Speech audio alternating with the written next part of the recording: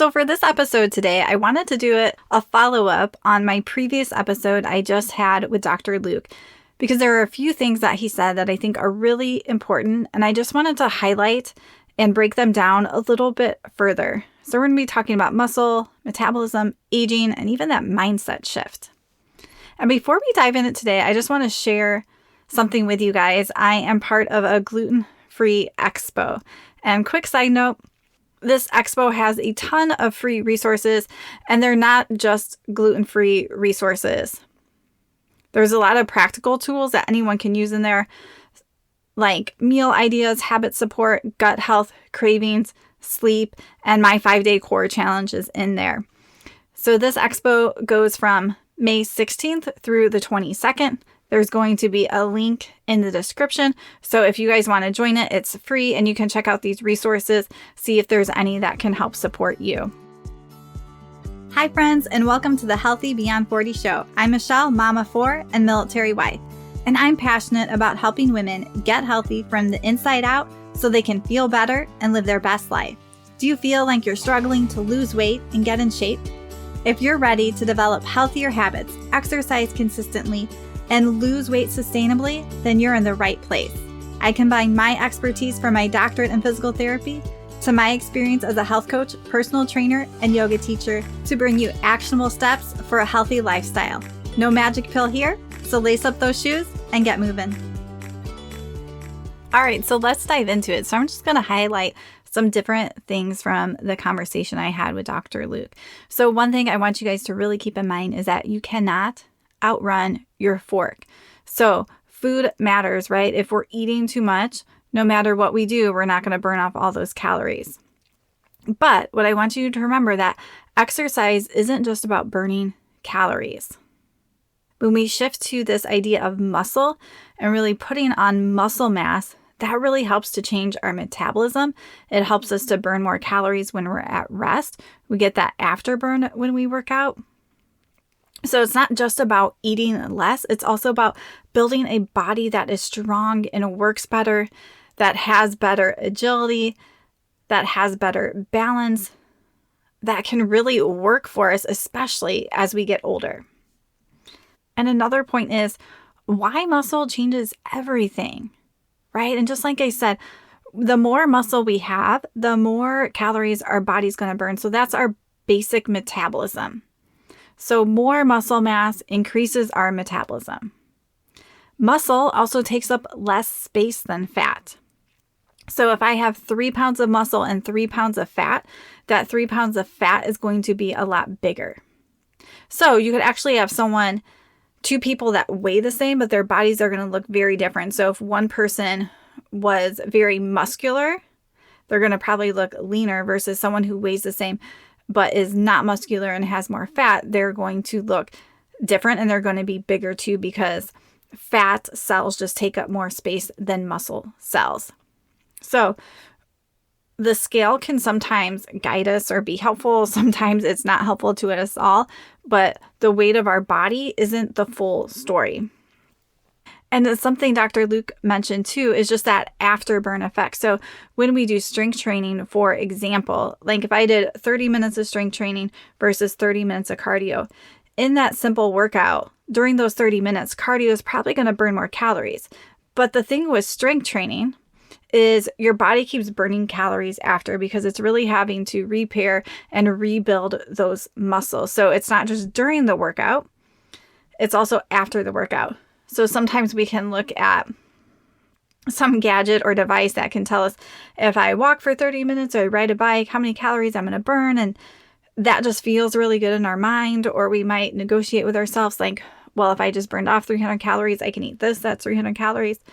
But with strength training, we're getting that afterburn too. So not only are we burning some calories while we're working out, but after, but it's not going to show up on a calculator. And so as he was talking, it just made me think a lot, because on this podcast, I link to talk about mindset and the thoughts and emotions and feelings that we have, because that really fuels what we do and what we don't do. So he briefly brought this up, but we need to shift some of our mindset thoughts. So maybe someone has the thought, I just need to eat less. And that's not a super helpful thought, but we could shift it to, I need to fuel my body and I need to build strength. That feels so much more empowering. Or someone, I'm just going to skip this meal to save these calories, or because I ate too much at something else, versus I'm going to eat a balanced meal with some protein and some veggies, right? We're not depriving ourselves. We're focusing on what is truly healthy for our body. So someone might think I need to burn calories. I need to get this many calories a day, or I need to get this many steps a day, which like having a step goal isn't terrible. But it's that mindset and that way we're coming at it. Or I'm going to get stronger, or I want to have more endurance. Maybe someone says I need to lose weight fast. A lot of people, sometimes they don't put that fast disclaimer, but they want it. Some people will say it. Versus I want to build a body that lasts, right? So we have to become aware of these thoughts that we have in our mind and how can we change them to something that's actually going to help us change in the way we show up in our life. And Dr. Luke also mentioned muscle loss is real. So when we get sick or injured, muscle loss happens quickly. And maybe you have had a period of time where you were sick or injured or something happened, and you can just tell muscle loses really fast. And as we age, it can be easier to lose and it's harder to rebuild. It can take more time. I loved how he said he is in his 70s, and I think it was like he just gained 15 pounds of muscle mass. How amazing is that? And so he is a man, so there's going to be some differences between women and men in gaining muscle. But we're never too old to start gaining muscle mass and start to take care of our bodies. But we have to know that this muscle mass is going to happen. And what can we do to prevent it or to maintain the muscle mass that we have? And I was talking to Dr. Luke after we stopped recording. And we also just briefly were talking about how people maybe use things to lose weight very quickly.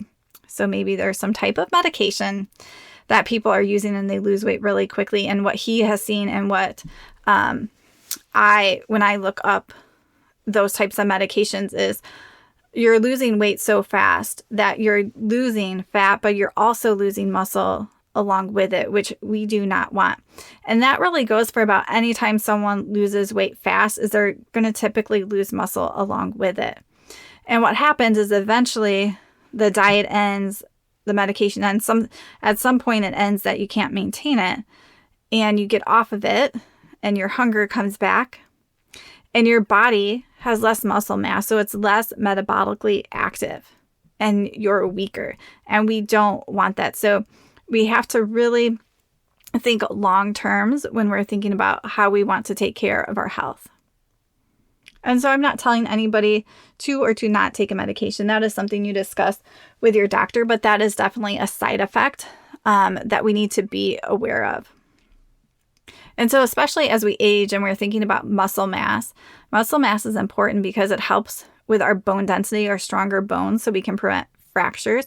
It can help with balance. It helps as we get older, like staying independent, being able to get up to carry things upstairs, walk upstairs, all these different things. That's that functional movement in our life that really matters. And so we want to think about how we want to live, not just how we want to look. And it's going to be a lot easier if we have strength in our 40s, 50s, and 60s than just trying to get it in our 70s and 80s, right? So as much as we can, we really want to build that strength and have that strength as we are aging and not wait till problems come up. Because, right, there may not be a problem with the muscle mass we have now till we get a lot older and we can see those when we're in our 80s or 70s, the problems that come with that. And so before I end with just a few simple tips and different ideas to give you guys, I want to encourage you that if you're listening and you're thinking, I don't know where to start, I have trouble staying consistent, that's what exactly I can help you with. So I do online personal training. I also do health coaching, and we can really create a plan and help you to stay consistent and to find that missing piece that you haven't had, where maybe you've been spinning your wheels and things haven't been working. We can do things differently together to get a plan laid out for you. So if that's you, Feel free to set up a free call with me so we can see if we're a fit, and I can just hear from you and see where you are and see what you need. And there will be a link in the description where you guys can set up that free call. All right, so I always like to end with something that is doable. So as we're thinking about all these different pieces, and especially thinking a little bit more on muscle mass today, is to prioritize protein, to make sure that you are getting enough protein, because it is the building block of muscle cells. So if we're not eating enough protein, we're not going to be able to build those muscles, even if we're doing the strength training. So really thinking of a simple way, like how can I get protein with each meal? The next thing is really to try to strength train 2 to 3 times a week. And I myself like to do a full body strength workout 2 or 3 times a week. So my workouts are typically 30 minutes or less. And sometimes I have days where it is 10 minutes because I know I don't have the time, but I know staying consistent and doing 10 minutes is better than skipping it. So doing that full body workout, hitting all those big major muscle groups 2 to 3 times a week, really putting that strain on the muscles. So I will also do yoga on the other days, and that's almost more like an endurance. There's probably a few yoga strength moves where they're pretty intense. But when you do strength training to build muscle, you want to only be able to do something like 8 to 12 reps to really strain that muscle, to tell it to rebuild and get stronger. So yoga sometimes will have the strength and we're more holding it, and that can be good. But I like to do that sort of heavier strength training, right? Where when I do strength training, I'm holding a weight and doing squats instead of just doing a chair pose in yoga. So they're both good, but when it comes to muscle building, that strength training where you can get 8 to 12 reps is definitely going to be more helpful. And really just to focus on consistency. So that simple idea I just said with myself, where sometimes it is 10 minutes and that's okay, because it helps me to create that consistency and to not give up. And we don't have to do something extreme. So I know Dr. Luke said he goes to the gym. For me, I pretty much do my strength training at home. I have weights here because that decreases the friction and makes it easier for me to do. So if you're a busy mom and you have kids at home, or you work full time and just going to the gym doesn't happen, have less resistance. So it's easier to do. You can do that at home. If you can go to the gym and that's more motivating to you and you can do that consistently, then go to the gym. So find that spot, that place, that exercise routine that you can stay consistent with. And also, one of my clients, she typically likes to start her day listening to something that is motivating for her health, right? And we have so much input into our brains from our phones, from our computers, social media, all this messaging. But we can choose to think, how do I need to start my day so I can make sure I'm prioritizing my strength training or my walk or eating my protein or focusing on that healthy eating or staying consistent, whatever it is. So I would encourage you that if you are struggling with that, is to really start your day in a way that's going to set yourself up for success. What do you need to get into that right mindset? What do you need to maybe do to push yourself, even though sometimes you don't want to get started? And again, if you need any support, just reach out and set up a free call. All right, friends, I hope that you guys have a great week. Remember to check the description for all my links and keep on moving.